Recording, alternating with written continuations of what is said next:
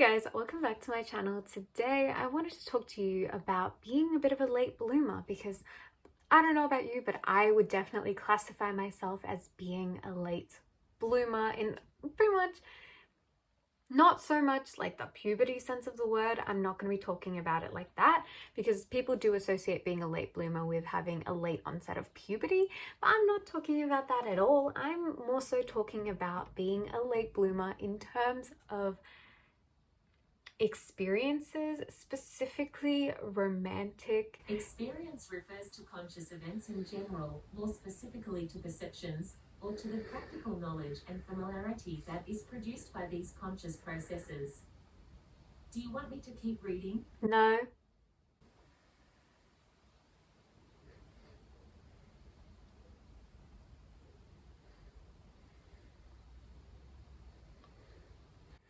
Anyways, so yeah, basically with I associate it more, well, that's how I'm going to associate it in this video, as more of being a late bloomer when it comes to things like dating or having boyfriends or girlfriends and, you know, the romantic aspect of it.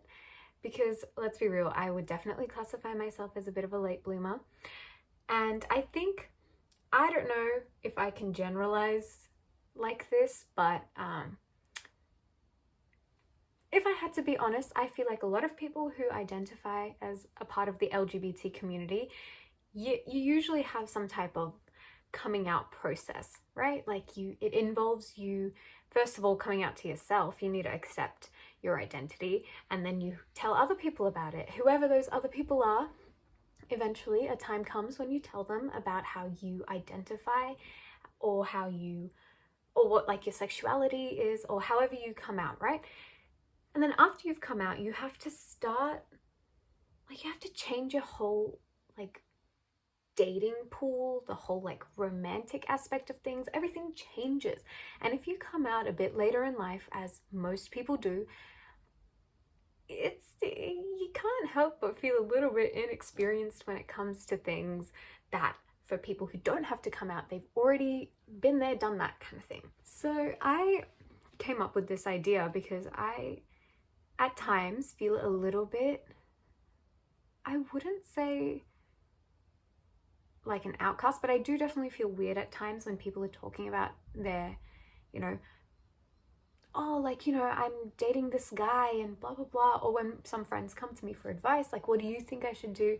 At times I feel like, why are you coming to me for advice? I'm literally the most inexperienced person ever in all senses of that word. So,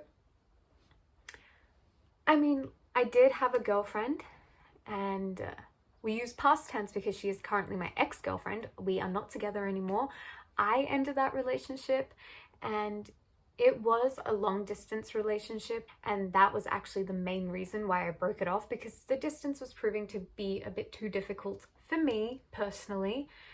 And that was an experience. Sure, she was my first girlfriend. She was my first like romantic partner in all senses of the word, because let's be real, I didn't date guys at all. I didn't even want to be associated with guys. The only time I've ever kissed a guy was for an acting thing, so that wasn't like a romantic kiss. That was a have to kiss, you know, because it was in the scene.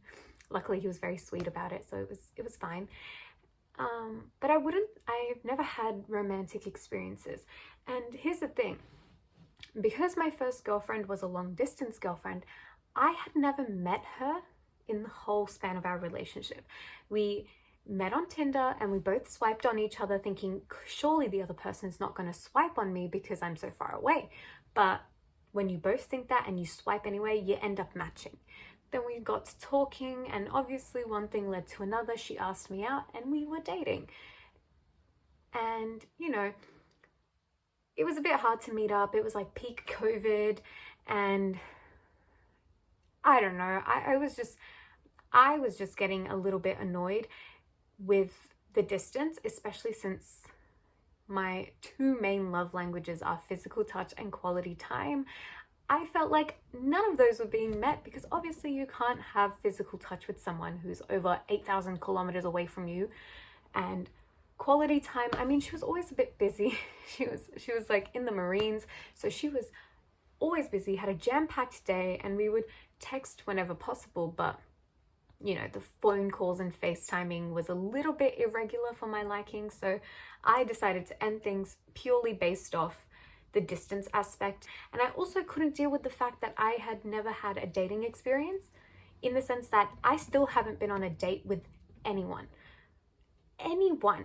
And I'm like, dude, what the hell? I want to kind of experience these things too. I want to go on first dates, and I want to, you know, be gushy with someone, and, you know, be flirty and do that stuff. You know, be like, oh my God, is she gonna kiss me? Do I want her to kiss me? I want to have those feelings. I've never had those feelings before, and I so badly want to experience that stuff. And I can't help but feel a little bit unlikable, because I feel like I'm starting with these experiences so late in life, because let's be real, we didn't want these experiences prior to coming out, because they would have then been with boys. I didn't want to kiss boys. I didn't want to date boys. So obviously that wasn't going to happen then. And then now I've come out and I want these experiences. I want them with girls.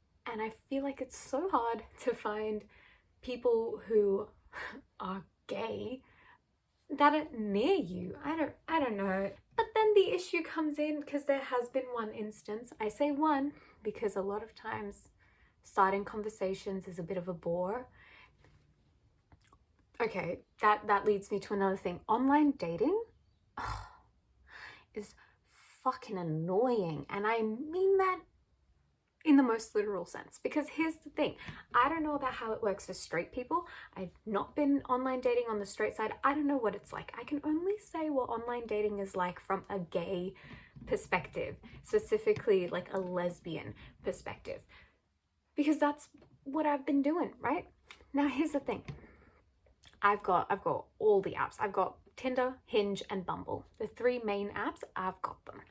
Now, at one point, Tinder just they all get so boring, because you have to like swipe, and so a lot of times I'm not on there for like a few days at a time, and then I'll be like, oh yeah, I have that, maybe I should swipe on some people. Then you get to the point of where you have to swipe left or right. Or is it left? Whatever, I don't know. You swipe left or right. Left if you don't like them, right if you like them. And then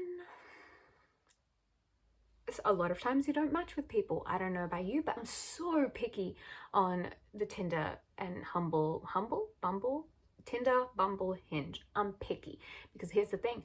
I'm not just dating for a little hookup. I mean, if that happens, it happens, but that's not the sole purpose of why I'm dating. I'm dating for a relationship, and I need to swipe on people that I think could potentially be relationship material, right? And so it takes a while for me to swipe right on someone, if you know. So okay, so let's just say I've swiped on someone. They might not even like me. They might not swipe on me. So getting a match is also difficult. Then if you swipe right and they swipe right and you match, then there's another part. Who's starting the conversation? I know for a lot of straight people, they expect the guy to start the conversation, which is a little bit weird. But, you know, at least there's an unspoken rule that the guy will start the conversation. But when you're two girls, who's starting the conversation? Do you know how many people I have on all three of my apps where they don't start the conversation and I don't either? There was a time when I would start every conversation, and then it got a bit annoying, and I was like, well, what would happen if I didn't start the conversation? Would they start the conversation with me? Let's test this out. So I test it out, and then it goes like 3 months with no one starting the conversation, because I don't start it because I'm trying to do an experiment, and then they don't start it either. And so I'm like, why did we match? Why are we here? There will be some people who start talking, and, you know, it'll be a good conversation, but it's not going anywhere. And then you have the people who you match with, and they ask you out for like a drink or something, and then this is where I get stumbled again, because as much as I really want to do the dating thing, I'm also so nervous to do the dating thing. Like, this girl was like, oh, do you want to go to this bar, you know, this Friday? This was like a few weeks ago. And I was like, yeah, let me think about it. Let me get back to you. So then I thought about it and I was like, oh no, I'm so nervous. Blah, blah, blah. I was so nervous. I am the queen of overthinking, right? So when I found out, when she said that, I was like, oh my God, that's really far away. And then, so I'll have to leave it this time and then I'll have to leave it that time. And then like, what do you wear? And then what would I do? And it was a lot. And then I ended up getting a audition the same day, that Friday night. And I was like, So I told her, I was like, hey, I'm so sorry. I've got an audition the same time we plan to meet up for drinks on the same day. So I don't think I can come this time, but I'm happy to meet you another time. And then she unmatched me. I think she thought I was making an excuse. I wasn't. It was legit. I had an audition that day, but yeah, I think she thought I bailed on her. That's fine, but I was so overthinking it. Like, it was just drinks. She probably didn't think much of it. I thought too much of it. It was a bit of a vicious thing for me. So I need to really tell myself to not work myself up so much. Like, don't overthink everything. Just go. So the next time someone asks me, I'm just gonna fucking go. I'm just gonna be like, sure, I'll go hang out with you. You know, I feel like that's what I need to do. And that's a little bit hard for me because I'm a little bit of an anxious person. And in times like this, especially when it's like someone asking me out, I don't know. I feel like I get so stressed out and I'm like, oh no, help me. How do I do this? How do I do that? Moral of that story is don't be like me. If someone asks you out, just go on the date. Who knows what will come out of that? You might have like a partner, like a romantic partner. You might not. You might have just gotten like a nice night out. Either option is fine. There's nothing inherently wrong with going on dates. But my brain just completely exaggerates everything. So do you guys like my nails? I painted them like last Friday. They are this really nice purple color with little polka dots on them. I don't know if you can see or how clearly. I'm gonna do this little thingy. I don't know how clearly you can see that, but yeah, they're little purple polka dots and I think so cute. And yes, that is why I wore this little purple jumper. It's like a gradient purple jumper. We matched on purpose. And my earrings also are purple. Woo. You would think I really like the color purple. I don't. It's an alright color. It's fine. But I just happen to have a very color coordinated outfit and I 100% did that on purpose. Then the other vicious thing about online dating is the people that are trying to like, you get so many couples being like, oh, we're a couple looking for a third, or, you know, I may be a married woman, but I want to explore my bisexuality and I want to experiment with girls. No. I don't like that. I don't want to be a third. I don't want to be a little experiment. I don't want to help you figure out your sexuality. I don't want to do anything like that. I want to date people who know their sexuality. Whether that's a bisexual girl, a pansexual girl, I don't really give a shit. The point is, you need to be secure. I'm not going to be your little experiment. You know, you need to like women. I am a woman and you need to like women and you need to like me and I will be fine. Then you have the people who are like polyamorous, and as much as I support that lifestyle, if that's a lifestyle choice that you agree with and that suits you and your partners, multiple, I don't know how many partners you might have, then lovely, more power to you, live your best life. However, for me, no. I could never be polyamorous. I don't want to say that I'm a jealous person. I don't like using the word jealous, but I definitely don't want multiple partners. I don't like the idea of it. I don't like that. For me, personally, I know I wouldn't do well in a relationship with multiple partners. But if that works for you, great. But it doesn't work for me. I want to have a monogamous relationship, me and one partner. So a lot of times when I get messages from people who are like polyamorous, I'm like, oh, like you may be the sweetest person and we might be really compatible, but I ain't into the polyamorous thing. But you do you. But yeah, online dating has been such a whirlwind of experiences. I know for a fact I'm definitely not looking for someone 8,000 kilometers away from me. Again, she needs to be somewhere in my area.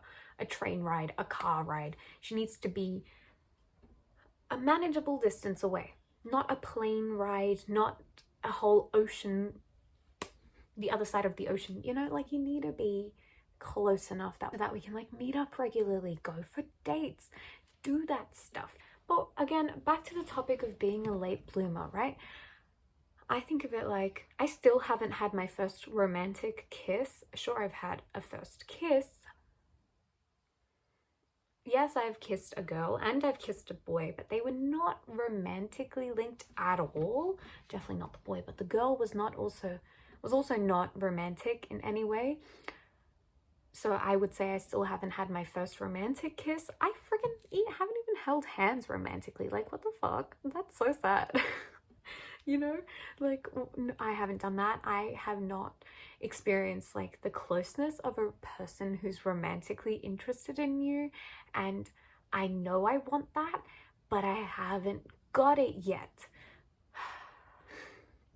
Forget sex. Definitely we haven't had sex yet, because who am I gonna have sex with if I'm not even dating anyone? And I understand hookups are a thing, I get it. I just don't think I'm the kind of person that can hook up with like anyone. I just don't think I'm cut out for one night stands, you know, and that's fine. If one night stands works for you, then go for it. But I don't think I'm that kind of girl, so it wouldn't personally be my cup of tea. It's such an odd thing for me to think about it, because I compare myself to like my friends and like their life, their dating history, and I can't help but just feel a little bit like, damn, I'm gonna be like 97 before I find someone. I hope not. Like, I hope I find someone soon-ish. Like, I say ish because, look, I would like to meet them in my 20s. That would be lovely. You know, I'm not gonna put a time frame on anything because life is unpredictable. But it would be amazing to meet someone while I'm still in my 20s who, you know, I could see my future with. You know, I know I don't want kids, so it's not like I have a biological clock slowing me down, but you know, I just want to find someone and just, you know, experience all the cute romantic things. Because another thing about me is I'm such a hopeless romantic. I want all the cheesy things. I want the romantic gestures and things like that. Not necessarily anything grand, but I definitely do find it cute when people are thoughtful, you know, and I would love to experience that. But I guess the main reason why I wanted to talk about all this stuff was because I wanted to let other people know that it's not the end of the world. Like, sure, it can feel a little bit weird being the only person who maybe hasn't experienced things. Trust me, I would know. But basically, I just wanted to make this video so then you guys don't feel alone, because you might feel like you're the only person experiencing these things, and in turn those feelings might make you feel like you're unlovable or unworthy of a relationship, or that you're unattractive.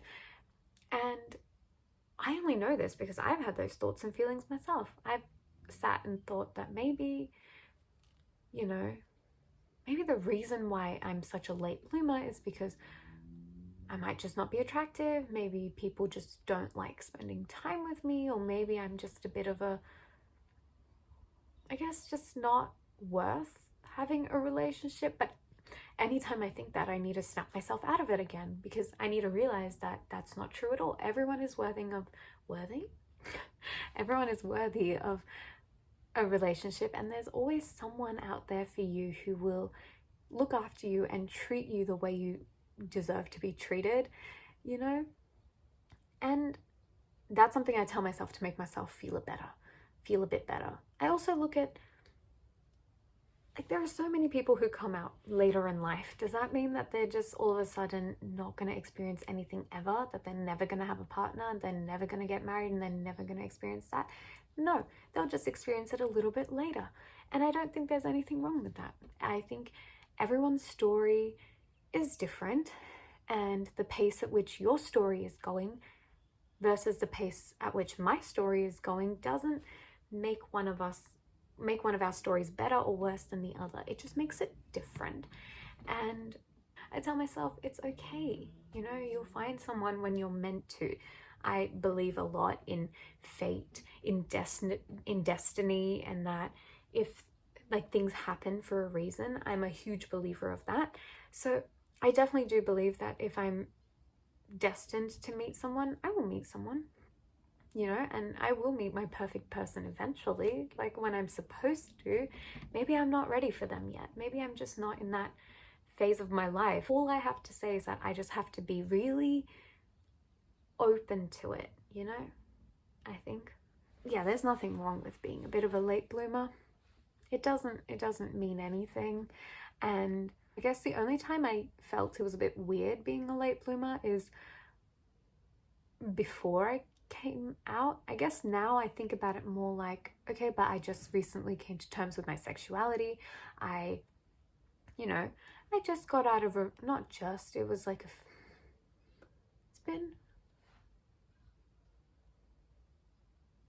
it's been going on 6 months since I got out of my long distance relationship, and I think about things like that and I'm like, it's okay to take a breather. You don't need to straight away jump into things. You don't need to straight away jump into relationships and things. Like, you're allowed to just exist for a while. Before I go, I just wanted to let you guys know that I will be in another play that's happening this weekend, the 23rd and 24th of July at NIDA in the Playhouse Theatre. It's called, well, it's two plays, but I'm in one. So the two plays are Dozakh and Mughal Bacchha, and I'm in Mughal Bacchha. And it's an Urdu play, so if you guys can understand Urdu, if you guys understand Urdu and you're in the Sydney area and you'd like to come watch me in a play. Mind you, I don't have the biggest role, but I do have a role and I will be in the play for a little bit. But if you're keen on watching that, then I will leave a link for tickets down below. Yeah, that's what I'm doing this weekend. I'm kind of really nervous, but I'm also really excited. I'm also super happy to be done with this because it was a lot. It was a lot of rehearsals, a lot of everything. I guess I'll call it. So thanks so much for watching. I'll see you guys all in my next video. Oh wait, also I'll link my social media down below, so be sure to follow me on Instagram and TikTok. All right, I'll see you guys in my next video. Bye.